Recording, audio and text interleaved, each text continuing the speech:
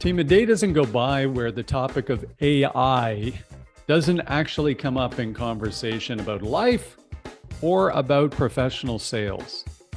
Of course, everybody's heard of ChatGPT by now. Most of you are probably using it in some capacity. And in the interest of being authentic, I'm going to tell you that most of the questions for today's podcast came when I asked ChatGPT what I should ask an AI expert in a podcast. ChatGPT posted most of the questions I used. But what we're going to be doing on the Selling Well is we're going to start to uncover this topic of AI and try and stay current on the topic of AI because it's going to affect everything we do moving forward. Whether it's prospecting, even client segmentation, forecasting, deal progression, getting rid of repetitive tasks, AI is going to touch on a lot of different things in professional sales in the coming year. So we're going to try and keep you well informed about what's happening. And by the way, that's why we're so happy about today's podcast, because today we're going to be talking with Usman Sheikh, who is the founder and CEO of XIQ. And XIQ is a AI-powered sales and marketing platform for the entire customer life cycle. We're going to talk about a couple of really important things in today's podcast. First of all, Usman's got a great background. He spent, more than 13 years with SAP in product leadership roles. He obviously really understands the B2B sale at the highest level, where you're dealing with multiple buyers, multiple decision makers. And he and I get alignment on a couple of things. The top salespeople do two things really well. They understand the clients they're selling into and how to help those clients generate a business case for whatever solution they're providing. And secondly, they manage the increasingly complex relationship map. Those are two things that top salespeople do really well. The way Usman came at this solution for XIQ, he said, listen, he saw what some of the top reps in some of the best sales organizations were doing, like SAP. He wanted to figure out, how do you replicate that or make it easier for other reps to be doing the same things along those same two topics, frankly. Building the business cases and understand the clients that you're selling into, what's current, what's going on. And then secondly, how do you really start to work the relationship map and understand who you're selling to? We're going to get into that in detail today, but really interesting stuff where Usman's platform, XIQ, can do those things. It can give you a very quick size up on the clients you're selling into, in many cases building a SWOT analysis for their business and for your offering into their business, but find out the trends in the industry and the marketplace, very, very current. And then they can actually give you a size up on some behavioral science associated with the key buyers. So they're going to go out and try and build almost a screen scrape of a disc profile for some of the buyers that you're going to be selling into, understand the psychometrics, what's important to them. So you have a better chance of actually building those relationships. And I think he uses a term, AI is increasing the human component of sales, which is actually a great way of going at it. It's really clear, team, that Usman's got real depth in the B2B selling space at the highest level, most complex sales. He's also very deep in AI. I learned a lot today, including some of the basics. What is the difference between predictive analysis and generative analysis in AI? What of the tools that are out there, how big is the actual corpus or the database that they're going to? When does it start and stop? And then what is LLM or large language models? What are those? So let's learn some of the basics about AI and start to think about how we apply it to different elements of selling, whether it's customer segmentation, whether it's pricing, whether it's sales development, whether it's forecasting. All of these things are things we can consider with today's podcast. It's a great conversation with Usman. I really enjoyed meeting him, as I do with all the guests. This is the joy of this podcast. And if you enjoyed today's podcast, please like and subscribe to the Selling Well podcast. Here's Usman Sheikh. Usman, welcome to the Selling Well podcast. I'm delighted to have you on the show today, and thanks for joining us. Thank you so much, Mark. Great to be here with you. Well, the topic today is such an interesting one, Usman, and I'm quite sure We're going to have a number of follow-on conversations, but the topic of AI in life is just so pervasive right now. And then as it pertains to professional sales, extremely interesting to many of us. And we know this is changing very quickly, and you're on the front end of many of these things.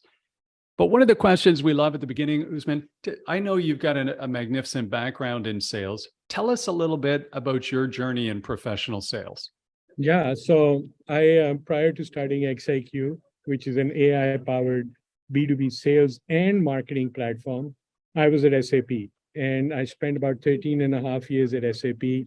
Had the opportunity of working with some of the best salespeople around the world, and and building product for them. I built enterprise products for them, rolled those products out into the field.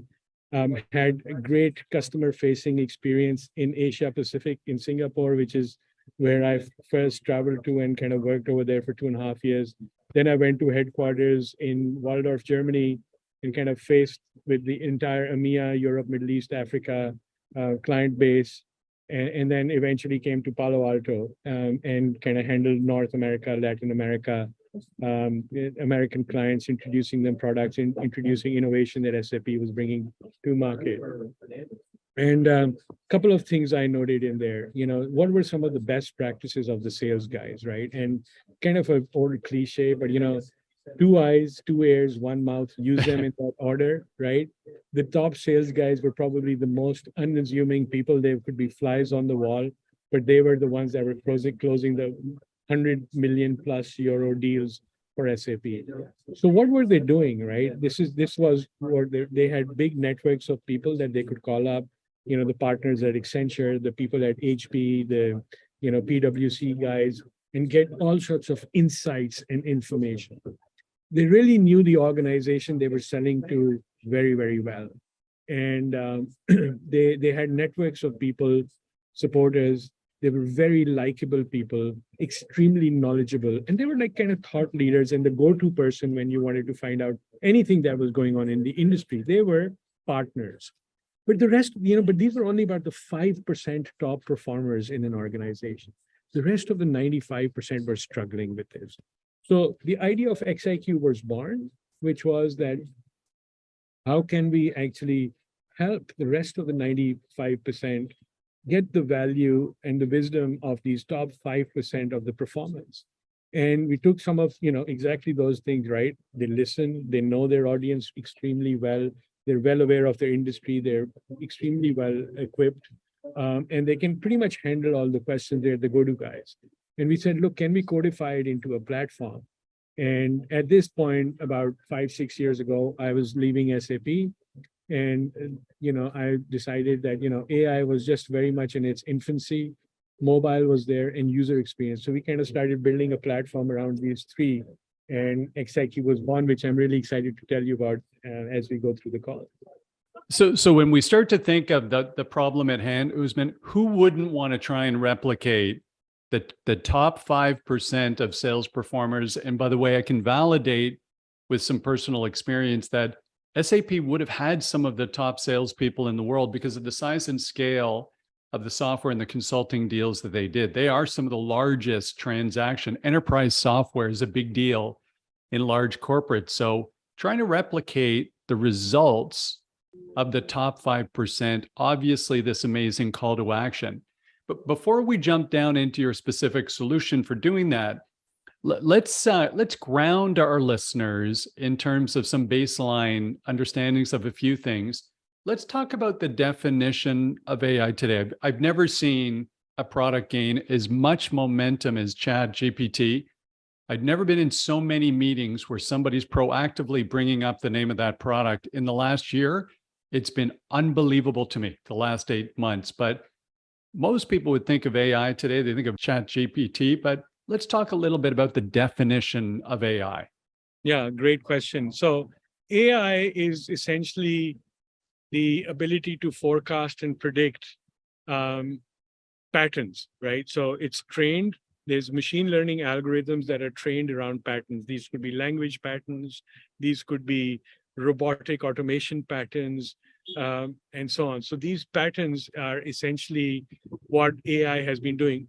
we at XIQ were working in essentially picking up public data, analyzing it, and feeding it into the pattern of being able to predict a personality using the DISC personality model, right? And with ChatGPT, and we were doing this 4 years before ChatGPT was around. But what ChatGPT did is it went the next level, and it is a generative AI model. It has machine learning capabilities, but it is also linked to a large language model.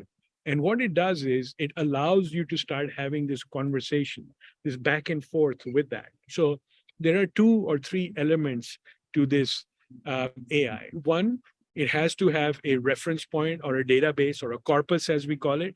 In the case of ChatGPT, that corpus is pretty much the entire internet, all the way up to September 2021. In the case of XIQ, we have all business company related information up to the minute. Second thing is, it has to have some kind of pattern recognition capabilities, machine learning capabilities, so it continuously gets smarter to be able to forecast the next step. And in the case of ChatGPT, it has this large language model, which is absolutely brilliant because it can actually write out things for you. It can conversate, it can speak to you, it can talk to you, can have a conversation with it. So it becomes conversational. So today we've gone from just plain AI being able to predict the monotonous kind of patterns and kind of forecast the next version to generative AI, where it starts generating the next level of discussions and kind of starts feeding you information, right? And ChatGPT is great because, as you said, over the last 6 months, it's become a household name, right? And what it's also done for us, a company like XIQ, which we've incorporated ChatGPT, but what it's done for us is that it has taken the taboo of AI out of the discussion, right? It has been very, kind of household. Everybody knows it. It's reduced the barriers that people had around and the skepticism that existed around AI. Hopefully that helps answer the question. Well, it does. And I really love the delineation, Usman, going between predictive AI and then generative AI. So this is where you start to think in professional sales.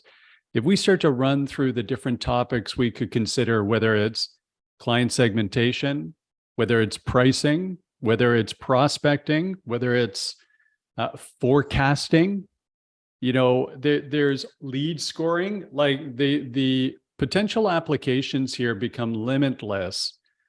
And with all of the other 5,000 different technologies enabling the sales stack today and growing exponentially, I think one of the things that's so important for all of us, we actually almost need AI to be able to navigate those ones, unless we're talking to Tony Hughes and Justin Michael, who wrote Tech Powered Sales. They've both been on the show, by the way. They're both great guys. But I think one of the things that's kind of interesting is let's start to think about, that initial application of this. And so you started with this core problem of, hey, how do I replicate what the best salespeople do? And you also made a point of saying, hey, these are not natural extroverts all the time. These are problem solvers who likely know as much about the client's business in many cases as their own business. They're very much client focused and focused on driving desired business outcomes for the client and not pitching a product. So already we've got some alignment. The listeners on the Selling Well will know we're going to love you for saying that. But let's talk about, how do we do that? How do we replicate our top 5% and try and enable the next segment down to elevate to that level of performance? Yeah, exactly. So, the core of what these successful salespeople do is they're about people relationships, right? So it's about building that relationship.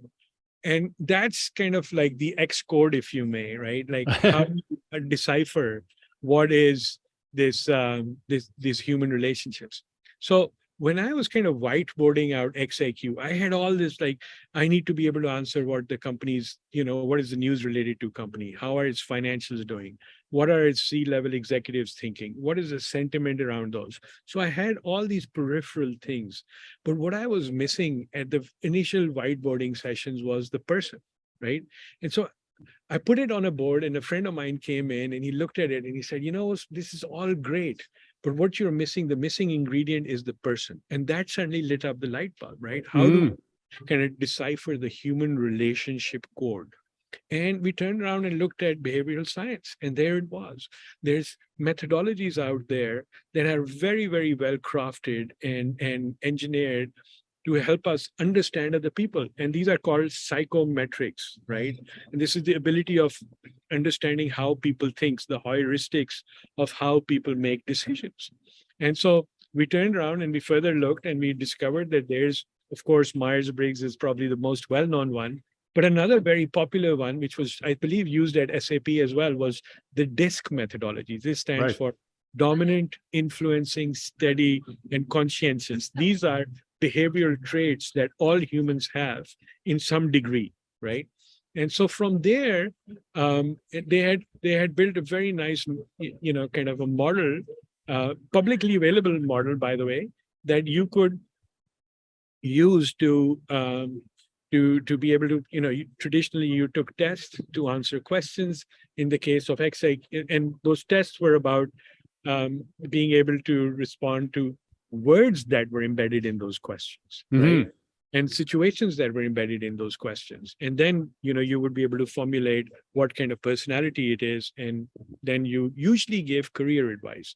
So we made a little few twists. So first of all, instead of a test, we said, we're going to go and pick up digital breadcrumbs. My experience at SAP in building the SAP EcoHub, the online store, was that people are leaving a lot of digital breadcrumbs. And I'm going back, dialing the clock back to 2008 at that point, right? Wow. And now in 2023. So you can imagine the amount of breadcrumbs we leave in the public domain.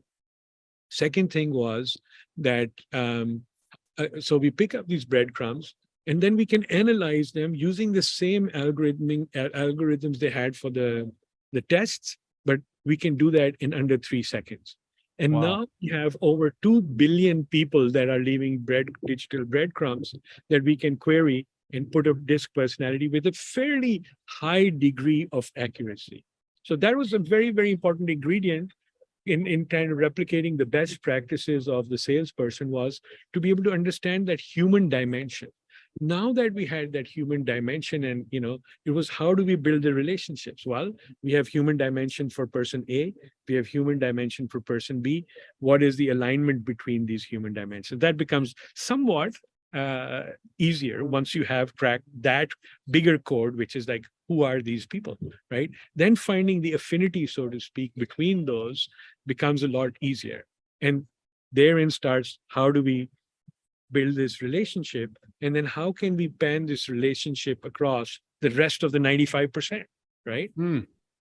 So we'll go back, we'll touch on a couple of things here. And one of the reasons you are here today is another great guest on the show, Alice Hyman, whose dad was from Miller Hyman. Exactly. You're touching on, at the core, even for an enterprise sales deal, probably the two most important things is understanding the business case, return on investment, the opportunity, in terms of the solution. There's got to be a viable business case. And then the second piece is, who are the somewhere between 6, 8, 10 people who actually really influence that deal? What's important to them? What's most important to them? How do they feel about us? What's their degree of influence? With the 1,000 sales books that have been written since strategic selling, a good portion of them take 60% of strategic selling, which is all about playing with the buyers, the buyer personas and all the rest of it, because that's so foundational. And it sounds like what you focused in on was saying, if we could automate and expedite that process of understanding the buyers involved based on their personality profiles and their psychometrics and the heuristics, we can now speak to them in a language that matters to them, so that this might resonate, whether we're starting a deal or in the middle of a deal, or in fact trying to close a deal. So that speeds up this process of trying to get to know the buyer. Yep, got it. What about the other element of if I'm trying to understand that company and the business case? You came from SAP, you spent years and years there. They had a group called value engineering, and value engineering was used to actually assess the strategic positioning of a particular prospect and understand how they're performing against their peers and where there were gaps, then we'd go in and talk to that client about getting up to or surpassing the market KPI for anything. So we had a reason for that conversation. And the best salespeople could do that. They could start a sales cycle with that. How does the tool you're working with today, the company you founded, do you help with that aspect of it as well, Usman?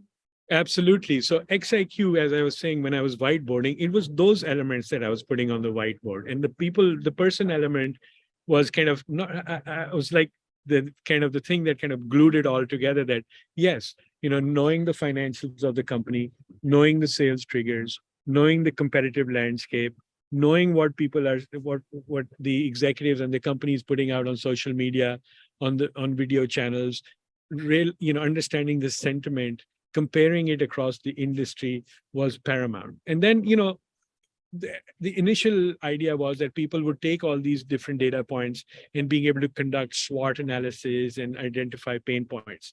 Well, we'll come to that in just a second, because now we've automated that process as well. Mm. So this, so it's good that I'm a people person and I have high likability with you, and I have developed alignment, but I need to be able to provide that value added to the relationship. And in the B2B sales relationship, it's two things. It's the business value that I can deliver, or my product or service can deliver, but it's also, more importantly, the individual value that I can deliver for you, one of the 12.5, as Gartner says, buyers in the buyer committee, right? Mm. So it's being able to press two buttons. One, of course, I come to you, Mark, and I say, this is something that's going to really, really help your business. Great, check mark. But, if I really want to get things moving, I want to, build the business case for you, the value case for you as an individual as well. So what we did is we've aggregated, XIQ has aggregated the entire internet. We use natural language processing and we've written our own AI-based algorithms to take news about companies and then categorize it into 21 different types of news: mergers and acquisitions, litigations, new product introductions, new clients, impact of COVID-19, and it goes on and on, critical things. So you can, as a seller, you can come in as a value engineer, you can come in, apply a filter, and then cut the signal to noise ratio and focus in on those aspects of news that are going to be important to your industry and to your client base. So that's why financials are present. That helps you do that. Now, all of this were ingredients we had in place. And this year, what we've started to do is connect the dots, right? So how are we connecting the dots? Two ways. One, the buying committee. So within the buying committee in XIQ, at a press of a button, you can start following people and build a buyer group. And within the buyer group, it automatically places you into three categories. First category is that of a doer. And these doers are people that are fast movers. They like to get things done. They're decision makers. They might step on people's toes, right? But they will get things done. Second are coaches, right? We've been with, people that will guide you through the organization, that will show you the path, but will not necessarily take sides, right? They will like you, but not take sides. And then there are the blockers, right? And these are not necessarily naysayers. People kind of say a lot of people that block are naysayers. Not necessarily naysayers. They're just people that ask a lot of questions. They're naturally skeptic about things. They don't take things for face value. And when they start asking a lot of these difficult questions, what happens is that the rest of the organization, they start, the morale goes down, people start questioning themselves, and your deal starts unraveling. Mm-hmm. Most people tend to show up a little bit later in the funnel, right? So they show up in the funnel, and you've worked really, really hard. So XIQ, first thing it does, by being able to map these individuals out, you can now see the kind of the topography of your buying committee from a psychological perspective, from a behavioral perspective, and you can preempt that. Now, second part, is now that I know the topography, I need to be able to convince them of the business value, right? So what we did is we had all the ingredients coming into XIQ, which were what is happening within the company, what is the executive suite, what are they talking about, what are their financials. We applied generative AI to that, and voila, in seconds we can come up with the SWOT analysis, right? Strength, weakness, opportunity, threats of a company. Now, you've been in B2B sales, you've done value engineering, you know companies like SAP, you know the importance of SWOT analysis, right? Every good seller must know a SWOT analysis. Yet, how difficult is it to do a SWOT analysis? I have to do reams of go through reams of data to do research to put this together. Who has the time to do it, right? Who has access to those analyst reports and then news and then sentiments and so on? There's so much going on. So by the time you get a properly defined SWOT analysis at thousands of dollars, it's already outdated.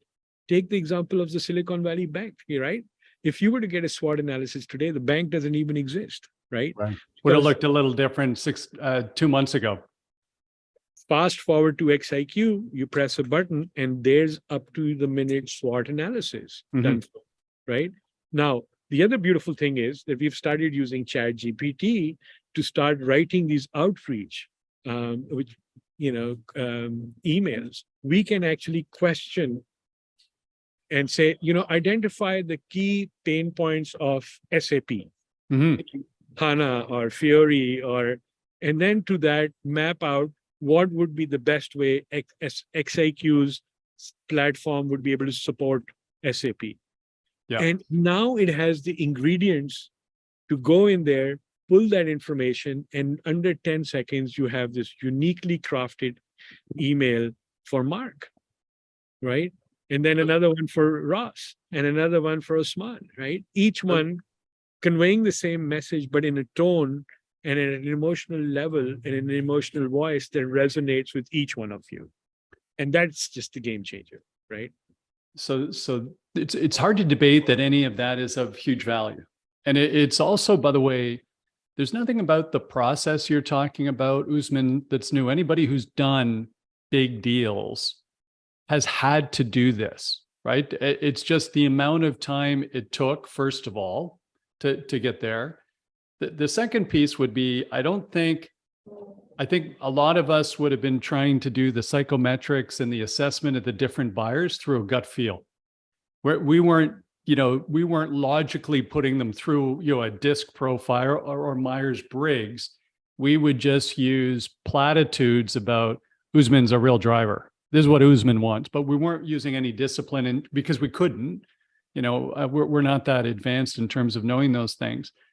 I think what's quite interesting about what AI can help us with today is, first of all, it's A, the speed, critically important. B, the output from these things is actually going to help me qualify who I'm going to chase in the first place. So, because I might start to get very, very specific about, that ideal customer profile for us and start to change decisions. So I'm not spraying and praying, big problem for most companies. And then the last thing I would say is this brings a level of sophistication down to younger, more entry-level sales professionals who don't yet have that level of business acumen or understand what they're looking for when they do spend some time doing research. I think we have other challenges. We have to raise their level of business acumen, and we have to coach them properly and train them properly. But I think there's three big things that are really important.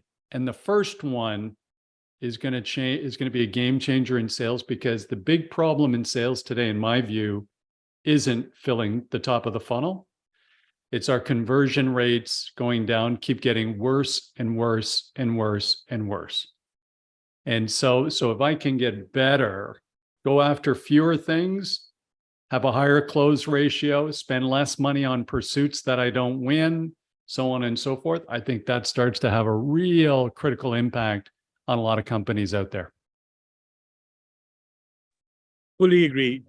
We look at it in three dimensions. Business acumen, absolutely correct. And as I was explaining in my previous response, that's one of the things we build. Second is mindful engagement, right? Mm, So much unthought of kind of shoot from the hip, cookie cutter approach that's out there.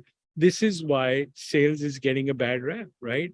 I mean, I don't know about you, but I certainly get every day about 10 to 15 emails from sales rep like, hey, did you read my email from 2 weeks ago? It's like, oh my God, and that's like right there. It's like click, delete. I don't want to yes. ever to you, right? And there's so much of that going on. So the mindful engagement, and my expectation today, because in my B2C kind of persona, I get a lot of personalization when I go to order my pizza. They already know what ingredients I'm having, right? So I expect that today, and I expect that of salespeople. The only reason I'm going to kind of respect them and listen to them is if they can amaze me with the fact that they've done research to know, and they've bothered, forget the amazement part, they've bothered to do the research to get to know me a little bit, right? Earn the right to be able to sell to me, to come through my door, because you're not a stranger, you're somebody that I have gotten to know, or you know me. And that's like table stakes, right? You need to do that to get in the door. And the last piece is data-driven decision making, right? Yeah. Today, so much data in the sales process that's very, very important. And I'll say there's a fourth ingredient that all of this, when you kind of AI automate it and kind of shrink the timeline, add the beefiness to this, with in the intelligence to this, it's the singularity of the process. A term that you are probably familiar with is the customer engagement lifecycle, right? And so it's about the customer. It's about customer centricity. And if you look at the fragmented, you talked about 11,000 sales solutions, right?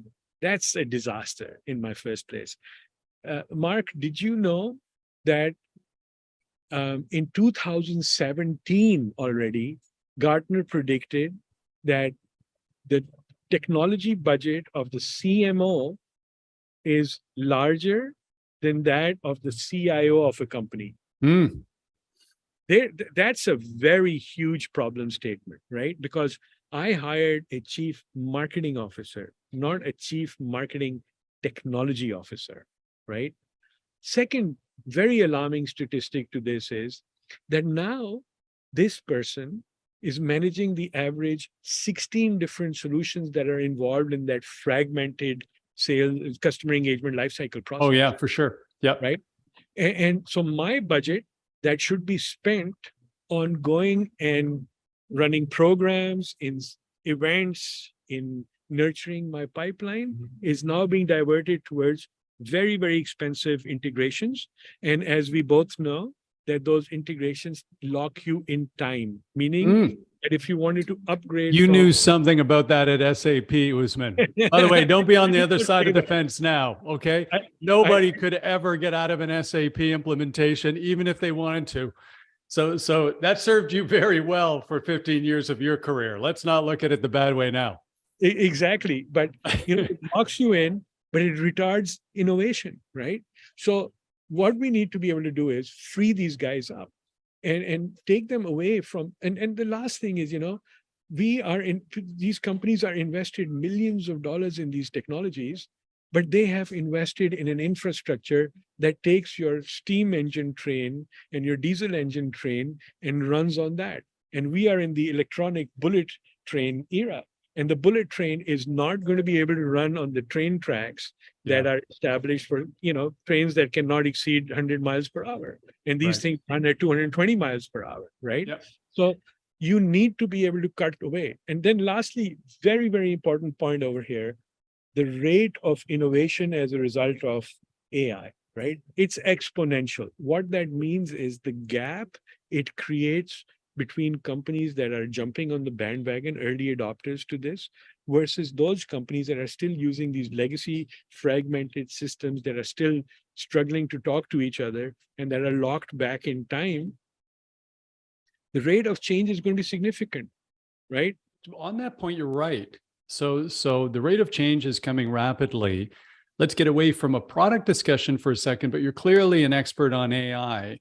What are your sources of information, Usman, for staying current? We've got a lot of CEOs listening to this who want to elevate their level of acumen with AI, and they're hearing so much from so many different areas. How did they stay a little bit current or improve their level of acumen with AI? Yeah, so I'll do a shameless plug for something that we do. So we've part of our platform is a what we call the workbench. A really creative name. But what the workbench does is it uses AI algorithms to curate content. And we can put in topics like generative AI and sales and marketing, right? And it will find all the articles on generative AI and sales and marketing. And then we take it and we publish it in as 3 newsletters a week, Monday, Mhm. Wednesday, Friday. I read those newsletters, right? I religiously read those letters because there's 6 stories in there that have been curated to give me the latest and greatest on that. And we do this for a number of clients. We have one on autonomous autos, right? What is happening in the world of, we have one on Internet of Technologies, IoT. We have one on AI, self-driving cars, IoT, and then we have 2 on sales and marketing technologies. So I read those, and it's very quick reading, and it just kind of summarizes everything. And by the way, why do we do this? Because we sell that technology. That's a great tactic of getting your clients engaged. Because now you're shifting gears from, you remember we talked about information being partner, adding value added. You're shifting away from selling to providing them information. And these digests, as we call them, and you can go to our website, xiqinc.com, and there's a section in there for digest, and you can subscribe for free to the AI digest. And Mm. 3 times a week in your inbox, you will get this feed. That's what I do. I stay up to that because the rate of change of what's happening in this, it's not getting published in books anymore. So team, I would do that, by the way. I would actually go down and download that newsletter to stay current. Just on a fun note here, one of the things I did do prior to, just as an example, prepping for today's podcast, was I didn't prepare my normal questions for today. I gave myself 5 minutes before we started this podcast. I went to Chat GPT and I asked for great podcast questions for somebody who's an expert in AI. Yeah. And I got a list of, now, frankly, I didn't get to all of them, but I got a list in 7 seconds or 4 seconds of 22 spectacular questions that not only will I use for this podcast, but I'll actually end up using them for lots of other podcasts on AI because this topic's never going to stop. One of the things, Usman, that we do with this podcast, we're really just trying to educate, the team out there on, and this topic is such a relevant, important topic. I have to say that your energy enthusiasm for this topic is absolutely contagious. Thank you. And we absolutely have alignment in terms of, if you want the right to sell anything, you absolutely have to be adding value all of the time to your clients and prospects. And it seems like you found a way of speeding up that process. If after today's podcast, somebody wants to learn more about you or XIQ, how do they do so? What's the easiest way to do that? Yeah. So I would say LinkedIn is a great source because we are constantly, I post a lot of stuff on LinkedIn. Usman, USMAN, Sheikh. I'm sure you'll be typing It'll it be up. in the show notes, gang. Show notes. So you can go and look me up on LinkedIn, follow me. I love being followed, or just connect with me. And then XIQ Inc., XIQ Inc. on LinkedIn, blue and green and white logo. Follow that. A lot of great information. These newsletters or digests, as we call them, xiqinc.com, xiqinc.com. That's our website. You can go and subscribe to these. Another great source of staying on top of what's happening with XIQ and what we're doing. Fantastic. So Usman, first of all, I just want to say thank you so much for joining the Selling Well podcast. What a delight to get a chance to meet you and really appreciate the value you've offered our team today. Mark, it's great to see a fellow SAP alum and people that we know. And the pleasure that gets me excited about life is talking to people who understand the dimensionality of what we're talking about and the opportunity that this presents. Because I think we are at a point, an inflection point, right? And it is really our responsibility to kind of make the world aware that the direction that we've been going down has significantly changed, right? And so let me say thank you for inviting me and giving me the opportunity, and yourself, what you're doing in kind of reshaping the transformational aspect of what's happening in B2B sales and marketing. It's absolutely important. And it's I think from our perspective, I almost see this as a fiduciary responsibility that we may have, that we go and invest in changing the mindsets that are out there. Oh, what a great summary. Well, first of all, thank you for those kind comments, Usman. And it's been such a pleasure meeting you. This won't be the last time we talk for sure. So thank you again. And team, thank you for listening to the Selling Well podcast. As everybody knows, the reason we do this is to try and elevate the performance and professionalism of B2B sales, and in doing so, improve the lives of professional salespeople. And we really hope today's podcast has moved us forward in that direction. But we want to hear from you. So if you enjoyed the podcast today, please like and subscribe to the Selling Well podcast and tell your friends. And if there's something that we can do differently with these podcasts to make them even more valuable to you, please let us know. We love constructive criticism, and you can send your comments to markcox@inthefunnel.com. That's my personal email, and I respond to every comment we get. And again, don't pull your punches. We love constructive criticism, and we'll thank you for it. We'll see everybody next time on the Selling Well podcast.